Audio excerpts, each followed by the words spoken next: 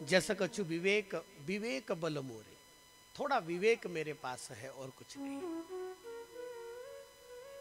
लेकिन गोस्वामी जी ने इसके पीछे और एक बात कह दी, ये विवेक आया संत संगति से, ये विवेक आया भगवान की कथा से,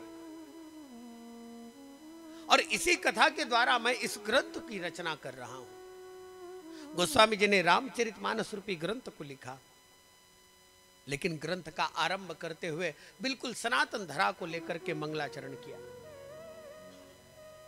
वर्णानामर्थ संघानाम रसानाम छंदसामपि मंगलानांच कर्तारो वंदे वाणी बिना, इसकी एक पूर्ण रूप से भूमिका बनाई। मैं सबसे पहले भगवान गणेश को, मां सरस्वती को, शारदा को प्रणाम करूं। एक सनातन धरा है, मंगलाचरण की एक परंपरा है, रीत है। गोस्वामी जी ने बिल्कुल सबसे पहले गणेश जी को और मां सरस्वती को प्रणाम किया। वर्णानामर्थ संज्ञानाम, वर्ण, वर्ण शब्द ही मनुष्य जीवन को लेकर के अभिप्रेत है। चर्चा बहुत लंबी है, लेकिन मैं बिल्कुल संक्षिप्त में करूंगा। वर्ण शब्द बहुत लंबा है। वर्ण शब्द के द्वारा मनुष्य जीवन के हित के अनेक लक्षण वर्ण एक शब्द से आते हैं, वर्ण शब्द से। लेकिन गोस्वामी जी ने इस समूचे रामचरितमानस को, समूचे, अगर आप पूर्ण रूप से स्वयं रामचरितमानस को अगर आप सुनेंगे तो आपको पता चलेगा, रामचरितमानस का एक कोई अंग ऐसा नहीं कि जिस अंग में मनुष्य जीवन के हित के बारे में चर्चा नहीं हुई हो। समूचा समूचा अंग।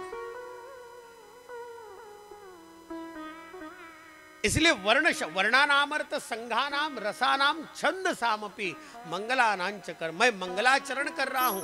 वंदे वाणी विनायको, वंदे वाणी और वंदे विनायक, विनायक माने गणेश, मैं भगवान गणेश को और मां शारदा को प्रणाम करता हूं।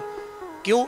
क्योंकि वर्ण जीवन में आने वाले मनुष्य जीवन को स्वयं साकार रूप से सार्थ करने वाला वह जीवन जिस कथा के द्वारा प्रकट होता है, वो कथा है राम। और इसका प्रमाण रामचरितमानस के उत्तरकांड का अंतिम श्लोक, श्रीमद् रामचरितमानसमिदं सुविमलं प्रेमांबुरशुभं भक्त्या वहगान्ति।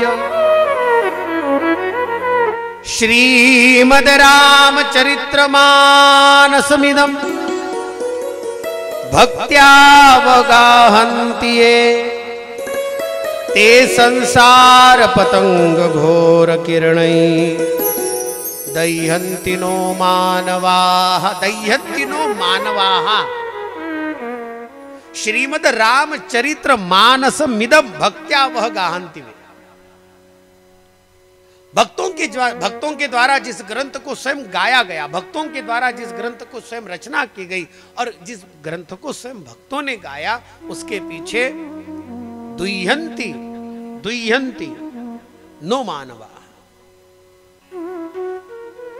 वर्ण शब्द का अर्थ आया है, वर्ण शब्द आया रामचरितमानस के बालकांड के पहले श्लोक का पहला शब्द वर्ण, और अंतिम शब्द आया है मानवाह, वर्ण मानवाह। इसका मतलब ही यह है कि राम कथा मानव वर्ण के लिए बनाई गई है, मानव जीवन के लिए बनाई गई, आप और मेरे लिए। और इसके पीछे एक ही कारण है, इसका अधिक विस्तार नहीं, विस्तार मैं करने जाऊं तो मेरी कथा यहीं पर विश्राम करे। लेकिन मनुष्य जीवन के स्वयं जीवन का अत्यंत विवेकपूर्ण विचार करने वाली एक कथा है राम कथा।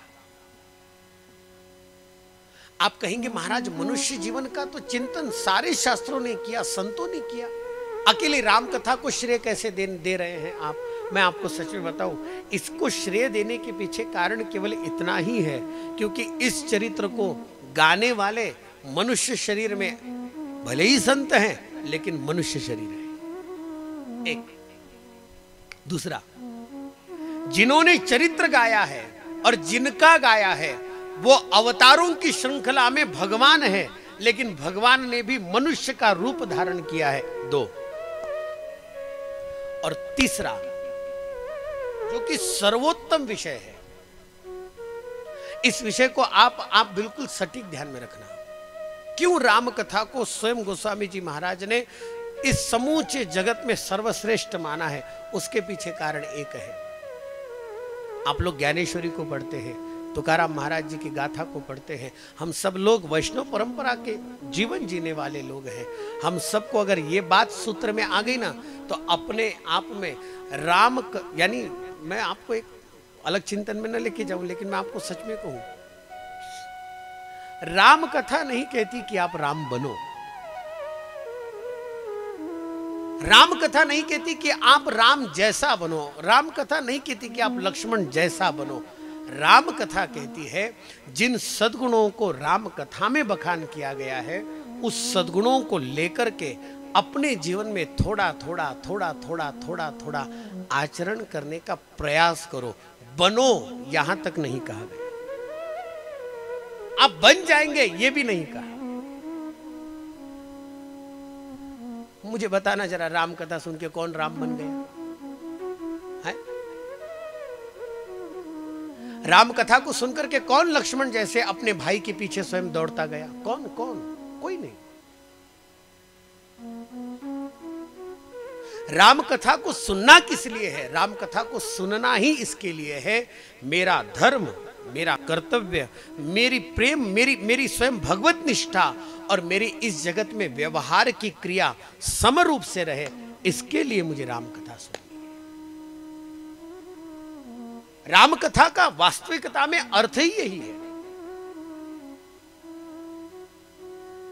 श्रीमद् गोस्वामी जी महाराज ने सब इसके बारे में एक चर्चा की, और इसी चर्चा मैंने पहले कहा, पहला एक सूत्र है कि स्वयं लिखने वाले स्वयं संत के रूप में है, संत है लेकिन मनुष्य जीवन है।